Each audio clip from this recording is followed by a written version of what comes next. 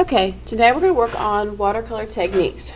Last time we prepped our paper and got divided out and we labeled everything.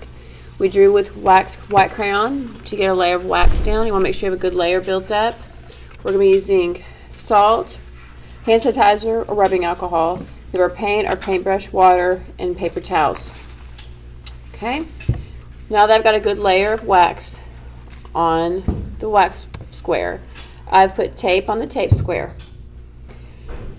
So, wet paper, wet paint. You're going to take and make sure your brush is clean.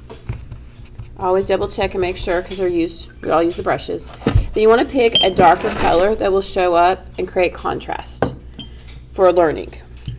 So I'm going to take my brush, I'm going to make sure it's clean, and I'm going to take it and I'm going to put a thin layer of water on top of my paper here. Not too much. If you get too much water, the paper starts to break down. I call them fuzzies. You get little pieces of paper on there. So now I'm going to take my water, I'm going to pick a color, and I'm going to put a lot of water on my paint. You want to saturate it, and you want to make sure you get a lot of paint on your brush. And then I'm going to paint it. And it goes very fast. I can go in and fill up a whole space very quickly with this technique. Oops. I get a little more water to it and I can just spread it around. So I've got a large area I'm working on. This is a great technique to use. The next one we're going to look at is the white crayon or wax. So we're going to take, once again, a dark color.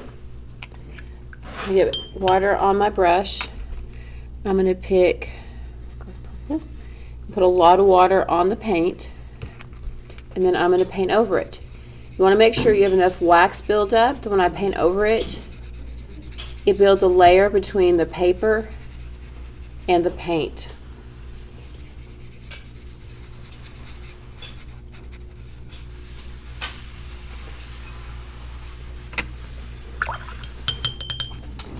Okay, once again, go back and smooth out my lines. If you get too much water, you can always dry off your brush and go back over it with a, you dry it off and get the water off of it and go back, it will pull up some of the water and paint if you don't need it. Okay? The next technique we're going to look at is tape. I've laid down tape in a design. I'm going to pick a color. Once again, put a lot of water on my paint to activate it.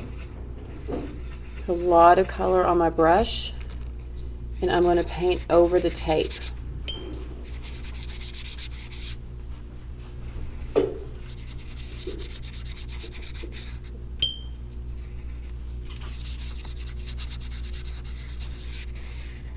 Now this one I'm going to let dry before I pull the tape off, because the paper's wet is more likely to tear. Okay.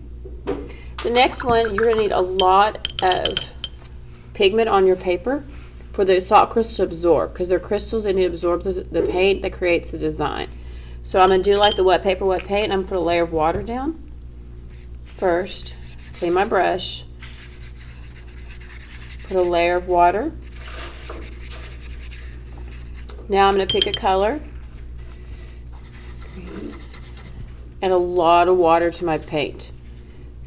I'm going to put my brush in there and I'm going to paint. You want it to almost kind of have a real big build-up layer. You can kind of see it sitting on top of the paper, because these salt crystals are going to absorb it and it creates a design.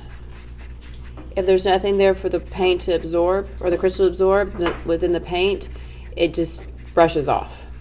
It won't have the effect we're looking for. Okay, so now I'm going to take my salt and I'm going to sprinkle it on top of the paint. And see how the salt crystals turn the color of the paint. That's how you know it worked. If they say white, then there's nothing to absorb. Okay, now we have done those four. We are going to look at the last two. I'm going to turn my paper up, push it up so you can see on the screen. So the last two is rubbing alcohol and pen and ink. Okay, so with rubbing alcohol, very similar to the salt, you're going to want a lot of pigment on your brush. You can do the wet paper technique. You can also put a lot of water on your paint, so there is enough for the rubbing alcohol to react to it.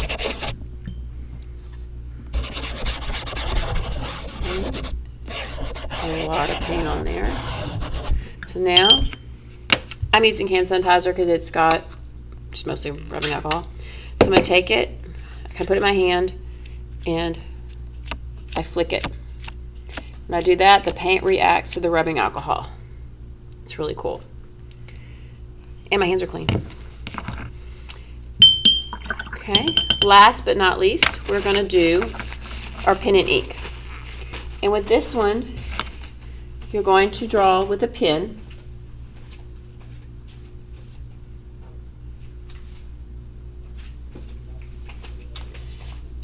So there's two ways you can do pen and ink.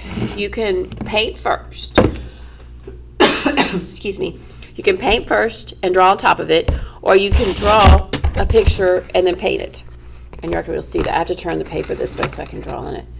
So if I go in and I draw a scene, pen, okay.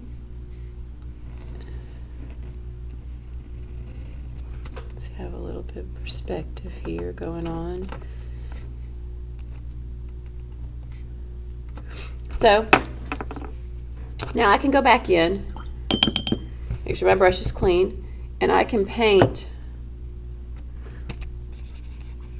around the ink if I wish, or I can put down just paint colors. It's more a little abstract in that sense, and you paint on top of it. So I have a little bit too much water on that side, so I can take my brush and dry it off and take off some of the paint if I have too much blended around. The more water you add, the lighter the color. The less water you add, the darker the color. Okay. Now, let's see, let me get some colors for my mountains.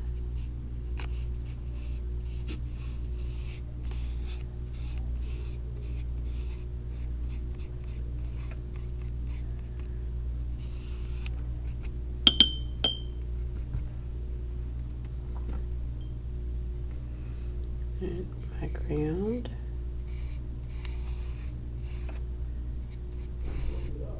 Okay. And my road. Okay, and that is 6 watercolor techniques that we'll be going over the 6 weeks.